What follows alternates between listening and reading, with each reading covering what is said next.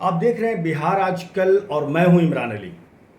आज एक चर्चा आयोजित है हमारे स्टूडियो में और उसके लिए हमारे साथ कई बुद्धिजीवी हैं जो आज बातचीत करेंगे हम इनके साथ। हम सबसे पहले अपने बात की शुरुआत करें उससे पहले इनका परिचय करा दें आपको।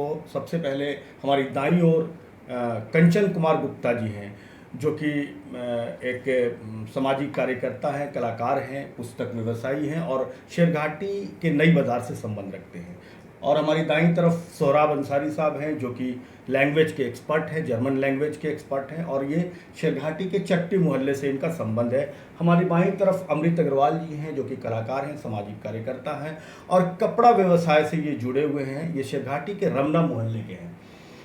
तो वीवर्स से आप जैसा जानते हैं पूरे बिहार में नगर निकाय का चुनाव हो रहा है और इसको लेकर शेरघाटी में क्या स्थिति है, क्या माहौल है, क्या चर्चाएं चल रही, इन बातों से शुरू करते हैं कि अभी एक सोशल मीडिया पे काफ़ी वायरल हो रहा है कि लोग शेरघाटी को सिंगापुर तक बनाने के वादे कर जा रहे हैं।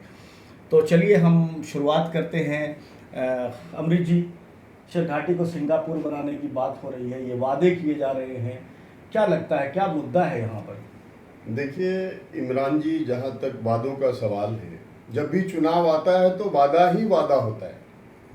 इरादा अगर नेक हो जाए तो निश्चित रूप से समाज का बहुत बड़ा भला हो सकता है। लेकिन आप देखिए, लोकसभा हो, विधानसभा हो या फिर पंचायत स्तर का कोई चुनाव हो, ग्राम पंचायत हो या फिर शहर का चुनाव हो, नगर परिषद हो, नगर निकाय का कोई भी चुनाव हो, नेता बस जनता को अपने वादे से ही लुभाने का प्रयास करते हैं और ज़्यादातर वादे उनके झूठे ही साबित होते हैं।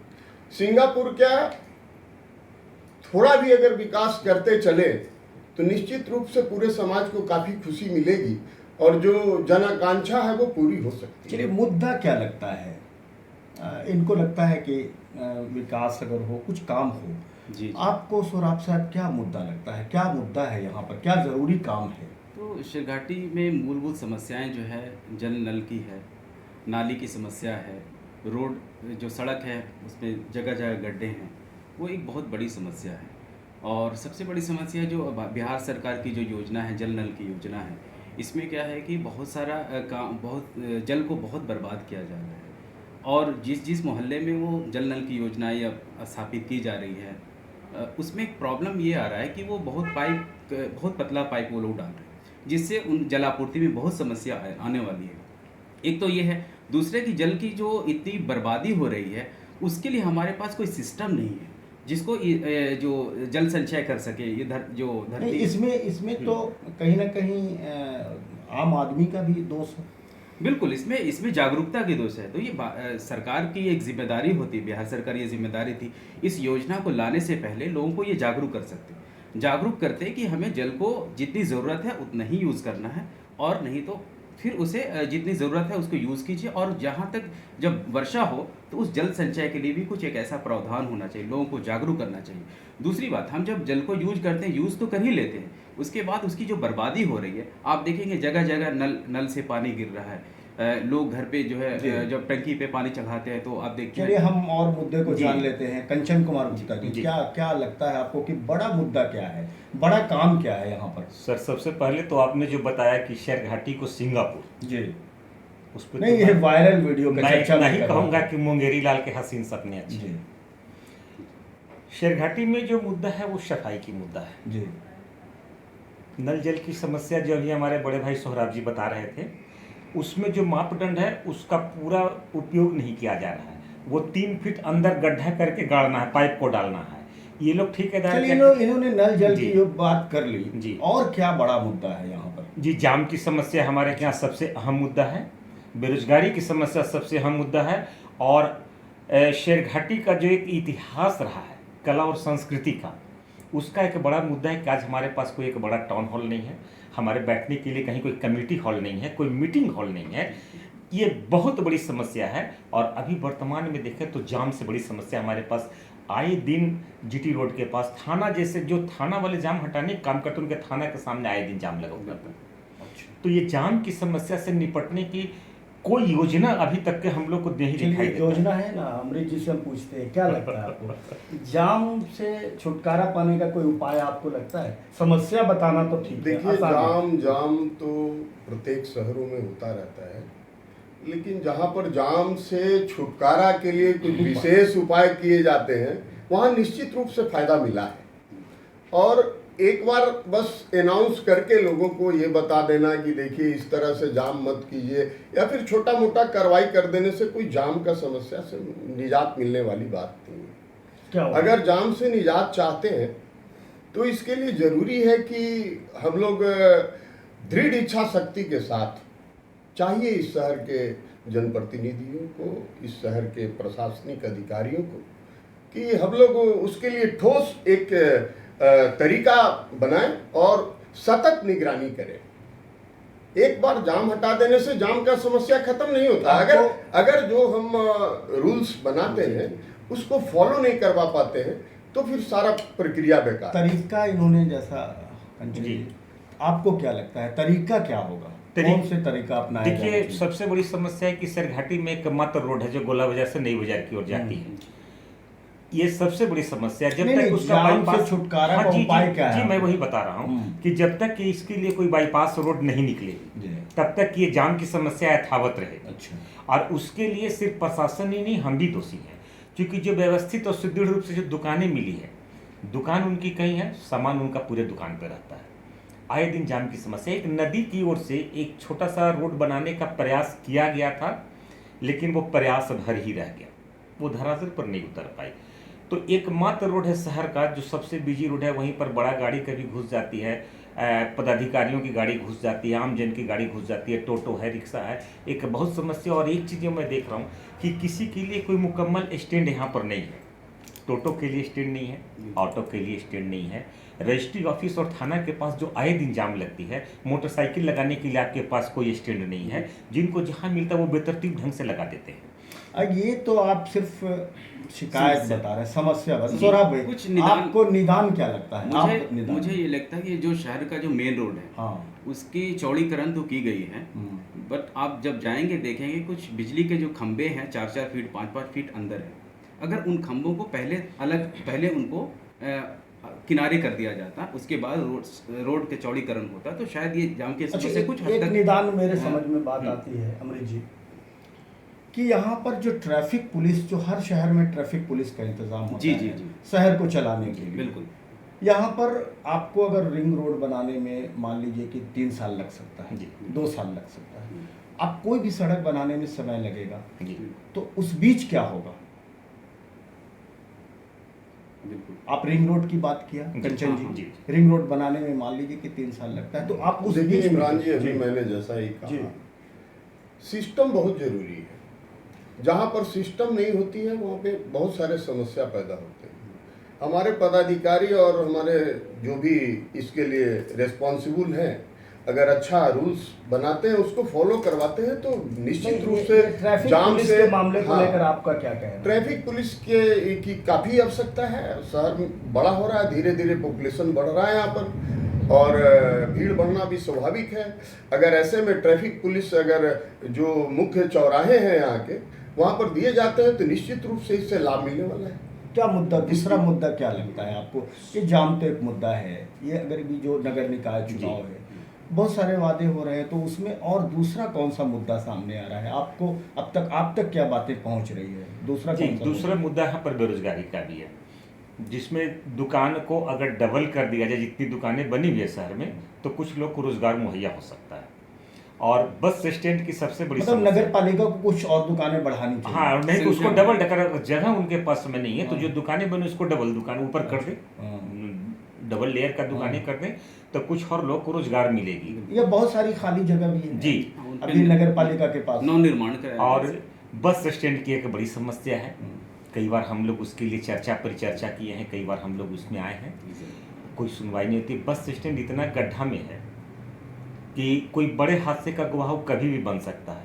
हमेशा इसके लिए आपने भी कई बार आवाज़ उठाई है, हम लोगों ने भी लेकिन जो उठाई। जिम्मेदार लोग हैं अमरीश जी, बस स्टैंड के मामले में मैंने जब इंटरव्यू किया तो वो यही बोलते हैं कि जीटी रोड की चौड़ीकरण और उसके नवनिर्माण को लेकर ये सारी चीज़ें, तो कहीं अगर कोई निर्माण कार्य चलेगा तो उसके लिए अल्टरनेट तो उपाय किया जाएगा। सर, देखिए अगर जीटी रोड को निर्माण करने में मान लीजिए कि 5 साल लग जाए, तो 5 साल तक उस जनता के लिए आप कोई सुविधा देंगे कि नहीं? बिल्कुल। आपको क्या लगता है उसमें क्या करना चाहिए? देखिए, तमाम प्रयासों के बावजूद जो मूलभूत सुविधा जनता के लिए होना चाहिए उसका काफ़ी अभी कमी है। जैसे अभी कंचन जी ने बस स्टैंड का बात कहा, आज बस स्टैंड की जो स्थिति है नारकीय है। कई लोगों ने आश्वासन और वादे भी किए, लेकिन अभी स्थिति जो बनी हुई है बस स्टैंड की वो काफ़ी दयनीय है। ये उपाय क्या है, उसमें भी क्या करना चाहिए उनको तत्काल? अभी तत्काल क्या करना चुनाव है? के चुनाव के बाद अब क्या करेंगे देखिए, वो लोग? जो जीत के लोग आएंगे हाँ। उनको चाहिए कि इसको प्राथमिकता के आधार से लेके इसकी साफ सफाई और जो मूलभूत सुविधा वहाँ चाहिए, जैसे शौचालय होना चाहिए, पानी का व्यवस्था होना चाहिए, एक यात्रियों के उठने बैठने का व्यवस्था समुचित होना चाहिए, ताकि लगे कि हाँ शहर का विकास हो रहा है, शहर का डेवलपमेंट हो रहा है, लोग आराम से सफ़र कर सके। ऐसा हालात पैदा करना होगा। कंचन जी, आप शिरघाटी में टाउन हॉल निर्माण की बात को बोल रहे थे, लगातार इसके लिए 20 साल से वादे हो रहे हैं। जी, कहाँ पे ये खामियां रह जाती हैं, क्यों नहीं बन पाता है टाउन हॉल? दृढ़ इच्छा शक्ति की कमी है। एक टाउन हॉल का आधा अधूरा निर्माण करवाया भी गया जो आज तक के पूरा नहीं हुआ, वो इतिहास बनकर रह गया। तो जो लोग भी आते हैं वो सब जवाब दिखाते हैं, शिरघाटी को सिंगापुर बनाने की बात करते हैं, मुंगेरी लाल के हसीन सपने हम सबको दिखाते हैं।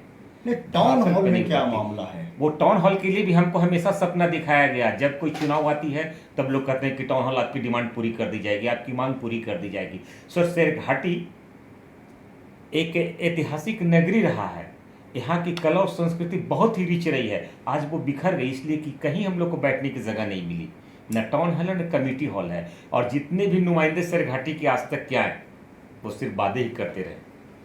बिल्कुल। आप ये जो टाउन हॉल की मैंने भी कई इंटरव्यूज़ किए हैं और जी। लोगों ने मुझसे भी वादे किए।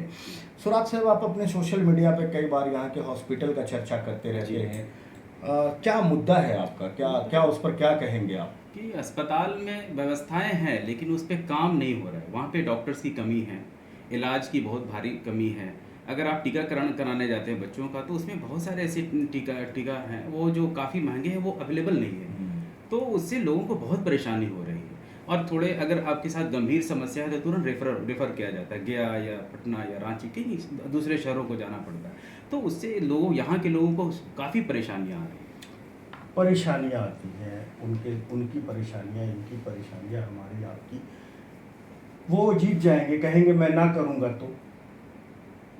ऐसा ही होता रहा है कि वो जीत जाएंगे और फिर कहेंगे। सर ये चुनाव विधानसभा चुनाव से पहले भी वादे हो रहे थे कि नहीं? बिल्कुल बिल्कुल। अच्छा, क्या मैं पूछता हूँ कंचन जी कि क्या जिम्मेदारी जीतने वाले की है, जिनको हारने वाले की भी है कि नहीं? उनको भी अगर जनता ने दूसरे स्थान पे लाया, जी। उनको भी 40-50 हज़ार वोट दिया, तो क्या उनकी जिम्मेदारी है? बिल्कुल बिल्कुल बनती है। इमरान सर, मैं एक बात कहूँगा यहाँ पे, हम्म। लोग चुनाव विकास को चुनावी मुद्दे से ही के नज़र से क्यों देखते हैं? क्या हम विकास जो है सिर्फ चुनाव आने के वक्त याद आए किसी को? ये तो ज़रूर नहीं। अगर मेरे साथ समस्या है, किसी के साथ समस्या है, तो चुनाव के समय उस समस्याओं को क्यों उजागर किया जाता है? और उसके निदान के चुनाव के बाद उसके कोई निदान के कोई उपाय नहीं। अमृत जी से मैं पूछ रहा हूँ कि अगर वो अभी नगर निकाय का चुनाव हो रहा है, इससे पहले विधानसभा भी हुआ था, विधायक भी बने लोग, अगर वो कहें कि अब मैं कुछ ना करूँगा तो? ऐसा तो लोग अक्सर नहीं कहते हैं। अच्छा, नहीं कहेंगे। ये कहते रहते हैं, बल्कि ये कहते रहते हैं इमरान जी कि अब होने वाला है, तब होने वाला है, और ये कह के 5 जनता साल पूरा इंतजार कर में दे। रहती है। 5 साल और पूरा इसी कर तरह दे। 5 साल बीत जाता है अच्छा। और फिर से चुनाव का मौसम आता है, फिर वही वादे दोहराए जाते हैं। आखिर इस हाल से कैसे जनता निकल पाएगी और कैसे काम हो पाएगा, ये बड़ा ही अच्छा प्रश्न है। और इस पर निश्चित रूप से हम लोगों को बात करना चाहिए। सामाजिक संगठन, कोई भी आंदोलन करने वाला संगठन अब क्यों नहीं? जैसे कौन उनको आँख खोलवाएगा, कौन उनको कहेगा कि आपके ये वादे थे? जनता में, जनता के बीच में ये चीज़ें क्यों ख़त्म हो गई? सर, जनता, ये लोकतंत्र में जनता सिर्फ वोट से ही अपने को कनेक्ट कर रखा है। इस वजह से हम जब वोट डाल देते हैं तो हमें लगता है मेरी जिम्मेदारी ख़त्म हो गई। तो ये जनता को भी जागरूक होना होगा इन समस्याओं के लिए। ऐसा अगर वो कोई बेहतर प्लेटफॉर्म है पाते- क्या कंचन हमारे जी, पास जिस पर ऐसा लोग प्लेटफॉर्म- एकत्रित होकर नहीं, उनसे बिल्कुल। पूछने जाएं कि आपने जो वादे किए थे उसका क्या हुआ? देखिए ऐसा हुआ है, पब्लिक का प्रेशर ग्रुप कभी कभी ऐसा बनता है। जब माहौल बनता है, लोग जब ज्यादा परेशान होते हैं तो निश्चित रूप से आंदोलित होते हैं और लोग अपनी बात को रखते हैं। कितनी जरूरत लेकिन इसकी और परिस्थिति आगे ऐसा है कि जहाँ कोई सुनने वाला नहीं हो, समझने वाला नहीं हो, बस अपना मलाई चाटने में लोग लगे हों। अब ऐसे जनता की सेवा छोड़कर वो अपनी सेवा में जीतने के बाद लग जाते हैं। उनको लगता है कि हमने तो एक व्यवसाय फैलाया है, हम रुपया खर्च करके हम रुपया कमाएंगे। अच्छा ये और अभी इमरान जी, हम मुखिया का जो चुनाव कुछ दिन पहले हुआ, उसमें एक मुखिया के पास हमारे एक निजी व्यक्ति गए थे, जाति प्रमाण पत्र बनाना था। मुखिया जी इसको रिकमेंड कर दीजिए, कहें कि तू वोट कहीं को दलिहल के तो रिकमेंड कर दे, आपके गांव से मात्र 9 वोट मिला है, 2000 रुपया दो, तुम्हारा काम। देखिए इमरान जी, जी मुझे जैसा कि लगता है कि नेतृत्व का मतलब पहले समझना हो कि नेतृत्व है क्या, बिल्कुल। आखिर क्यों हम आगे बढ़ के चुनाव में आए हैं, क्यों हम खड़ा हो रहे हैं, प्रतिनिधि बने हैं। मेरा फर्ज क्या है। तो आज का जो नेतृत्व है वो शायद नहीं समझ पा रहा है। नहीं, मुझे लगता है कि आज का जरा इनको पूरा नेतृत्व करने आज का नेतृत्व बस यही समझ पा रहा है कि फंड कितना आने वाला है। जी मैं देख पाता हूँ हमेशा किसी भी प्रतिनिधि से अगर प्रश्न किया जाता है कि ये काम नहीं हुआ, तो बस एक ही जवाब होता है कि फंड नहीं आया है। तो फंड सिर्फ आने से और आप उसको इम्प्लीमेंट करेंगे, ऐसे राजनीति और नेतृत्व नहीं चलना चाहिए। वो तो कोई भी कर लेगा, अगर आप ना होते मतलब तो इच्छा शक्ति की हाँ, अगर एक एडमिनिस्ट्रेटिव पावर भी होगा, फंड आएगा, उसको तब प्रतिनिधि इम्प्लीमेंट का क्या करके काम? नाली सड़क बनवा लेगा। प्रतिनिधि की कोई आवश्यकता नहीं। प्रतिनिधि का अर्थ, मेरा कहने का मतलब ये है कि उसके अंदर ये होना चाहिए कि हम जिस समाज में रह रहे हैं उस समाज को कैसे अच्छा स्वास्थ्य दे सके, जी कोई लाचार बीमार है उसको जी। कैसे ठीक कर सके, और हमारे अगर मोहल्ले में, हमारे पड़ोस में किस घर में बच्चे पढ़ने नहीं जा पा रहे हैं, किस घर में चूल्हा नहीं जला है, क्या ये देखने का काम प्रतिनिधि का नहीं है? क्या इसके लिए प्रतिनिधि कभी खड़े होते हैं, ये एकत्रित प्रयास करते हैं। करते हैं? इमरान जी, इनसे भी एक सवाल उभरा है, लेकिन आप पहले कह इमरान रहे जी, हैं। मैं ये कहना चाहूंगा जी कि ये जो कह रहे हैं कि प्रतिनिधि का, आज जो चुनाव आपके यहाँ हो रहा है या जब भी कोई चुनाव होती है, इतने सारे हमारे यहाँ प्रतिनिधि बनकर लोग उभरते हैं, उनसे पूछा जाए कि आपका सामाजिक योगदान अब तक के क्या रहा, आप सामाजिक कार्य बताएं। मेरा ही कहना है। इसको बस एक बाजार बनाकर लोग नॉमिनेशन कर दिए, 10 लोग के साथ मिलकर जिंदाबाद मुर्दाबाद करके सबके घर पे पहुंच गए, हमको वोट दे दो, हमको प्रतिष्ठित दो। कभी किसी ने कोई सवाल किया यहाँ की जागरूक जनता, पढ़े लिखे वर्ग हो या अनपढ़ वर्ग हो, कि आपको मैं क्यों चुनूं? आपने अब तक के क्या किया है समाज के लिए, समाज के प्रति आपका योगदान क्या है? जी क्या सर, कह रहे? एक सवाल उभरता है कि आपने कहा कि अकाउंटेबिलिटी क्या है। जब जीत जाते हैं उनसे सवाल हम नहीं कर रहे, तो एक तो पहले एक इंग्लिश में प्रोवर्ब है, promises are made to be broken. जो वादे जो तोड़ने के लिए ही किए जाते हैं। तो यहाँ के जो नेतागण हैं, यहाँ के जो जनप्रतिनिधि हैं, ये इस पे पूरे खरे उतरते हैं जी कि जो वादे चुनाव में, ये चुनावी मौसम में ये जो वादे करते हैं वो तोड़ने के लिए करते हैं। ये तो चीज़ क्लियर है, क्योंकि 15-20 साल एक लंबी अवधि होती है। अगर विकास करना होता, शेर घाटी का होना होता सही मानों में, तो अब तक विकास हो चुका होता।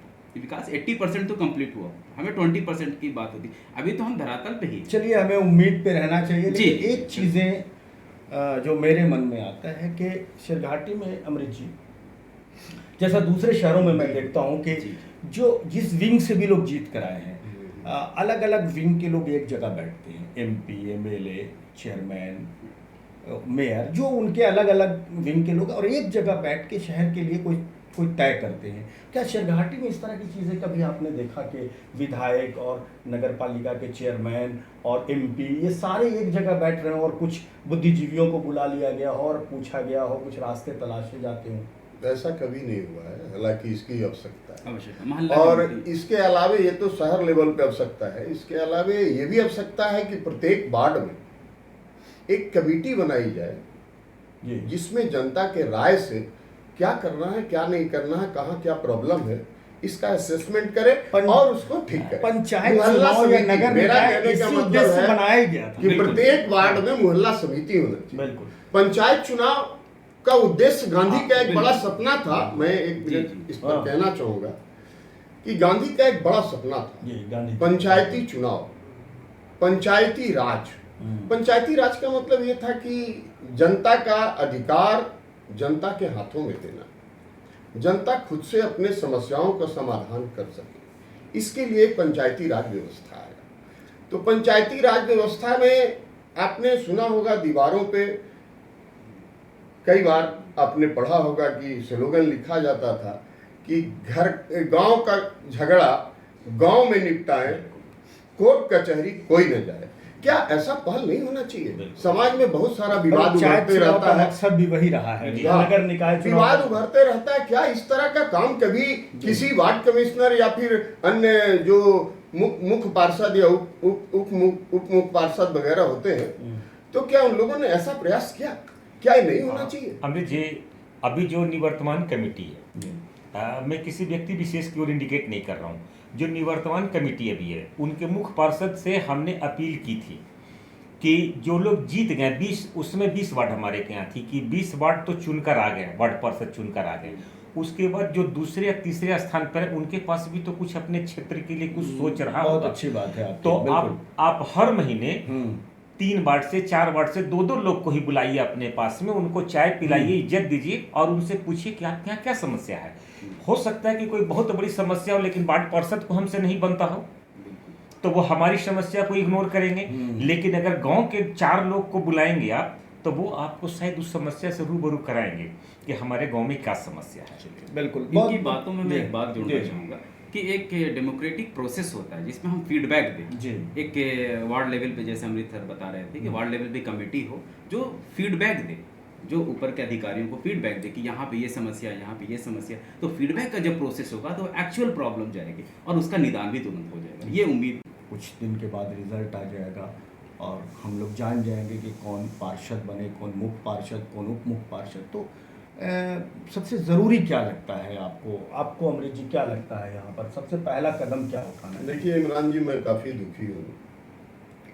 इसलिए दुखी हूँ कि बातें और वादे तो बहुत किए जाते हैं, लेकिन एक यहाँ पर लगभग 1 किलोमीटर का शहरी क्षेत्र है जिसमें काफ़ी रस रहता है और मुख्य बाजार है, और इसमें आज लगभग मैं समझता हूँ कि जब से नगर पंचायत था पहले, तब से आज तक, अब तो नगर परिषद में अपग्रेड कर दिया गया, लेकिन तमाम मांगों के बावजूद आज तक शौचालय का यहाँ पर नहीं बन पाना, ये काफ़ी बड़ा दुखद है पब्लिक के लिए।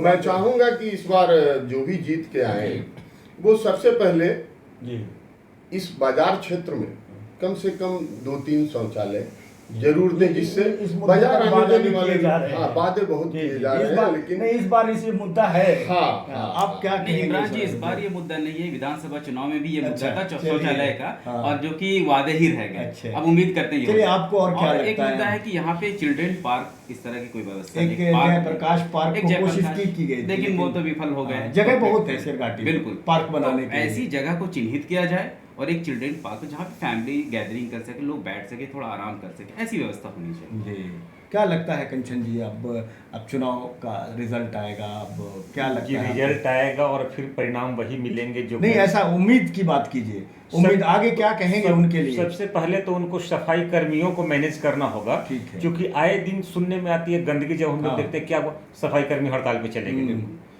मैंने 1 साल में 50 बार हड़ताल पे जाते हैं, क्या शहर का सफाई होगा, क्या शहर का हालत तो सुधरेंगे? इसलिए इस कारण को ढूंढकर सफाई कर्मियों को एकदम बैलेंस रखकर और इसको सफाई पर ध्यान देना जी। आखिर क्यों भागते हैं? बिल्कुल। तो विवर्स, ये आखिरी में चलते चलते 3-4 मुद्दे आए। इन्होंने, अमृत जी ने शहर में शौचालय की बात कही, इन्होंने चिल्ड्रन पार्क की बात कही, और कंचन जी ने कहा कि सफाई की जो तौर तरीके हैं उसमें परिवर्तन लाने की ज़रूरत है। तो बहुत बहुत शुक्रिया हमसे जुड़ने के लिए।